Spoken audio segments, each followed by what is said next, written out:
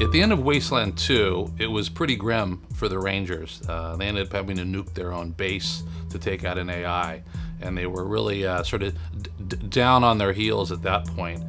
And Wasteland 3 picks up where the Patriarch of Colorado, who's an authoritarian, reaches out and said, I'll help you rebuild if you give me help with some of my problems here in Colorado. And so that's really where Wasteland 3 begins, as the Rangers make their way out to Colorado to speak with the Patriarch.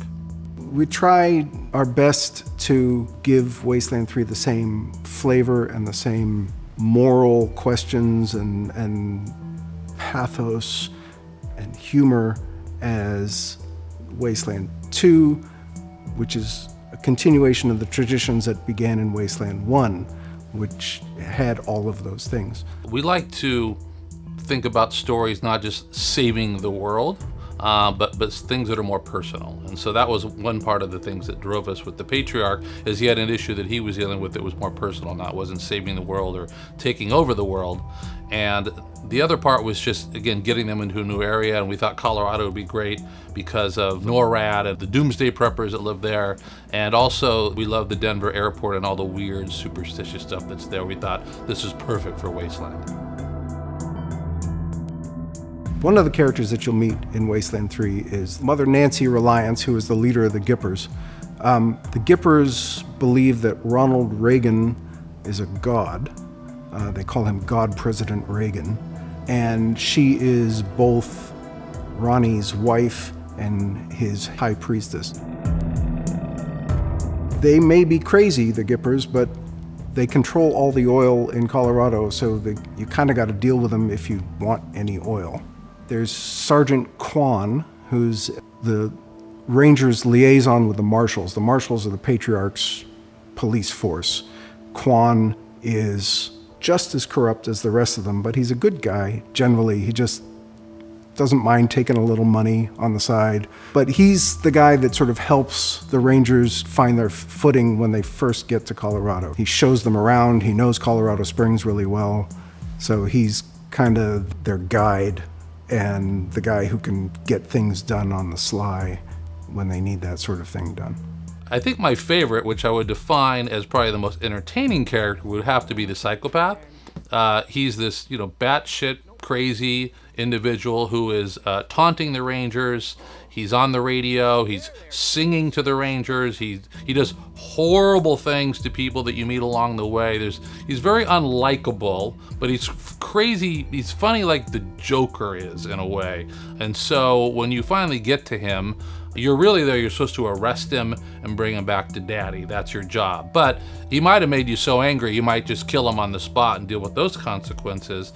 But there's a third option, and again, we love offering that third option, which is you can get him to join the party and become one of the Rangers. And that's where now the whole world is going to react to the fact that you've got this crazy guy in your group, to the point where things completely change. I've said the world is always watching you. So there's a scene shortly thereafter where you run into a group of people who were previously friendly to you, who are questioning, why is this guy in your party? And then you respond with however you sort of rationalize it, and that turns into a fight. And now you're in a battle to the death with people who were friendly prior to that. And to me, I think it's everything rolled up to one. It's his personality, it's his barking along the way for the rest of the game, his commenting on what it's like to being a Ranger, making inappropriate sort of responses and gestures, and causing havoc to everything around you. So for me, I think he sums up to be my favorite character in the game for those reasons. If you insist. So one of the things we're doing with the new Wasteland that we've never done before in the past is we for certain big key conversations, we bring the camera down and you actually get to see it from a first-person perspective. So much of the conversation is isometric, looking down like in the previous ones.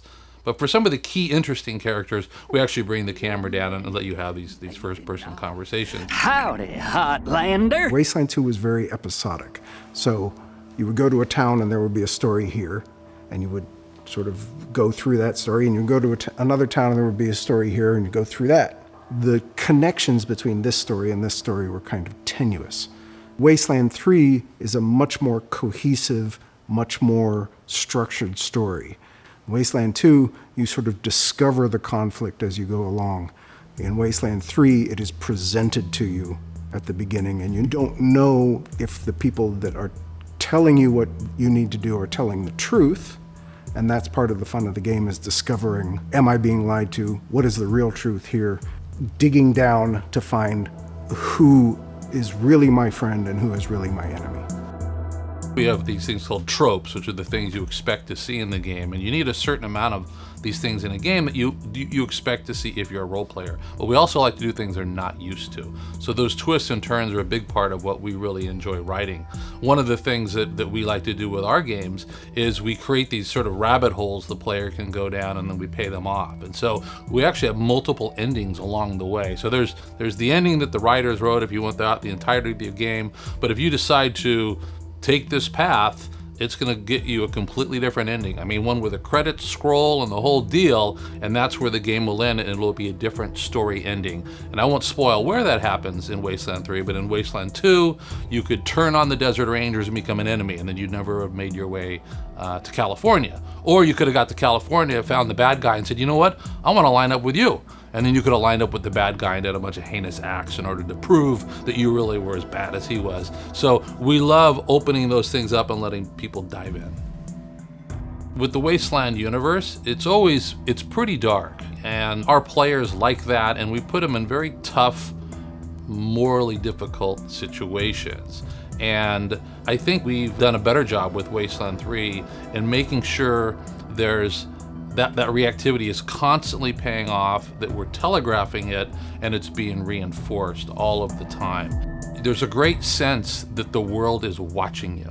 You know, you'll do a bunch of series of acts, and then an hour later, 10 minutes later, 10 hours later, you run into people talking about what you did. And there's this great moment where you're like, oh boy, they're actually watching this. And so I think that's what makes the world really sort of special.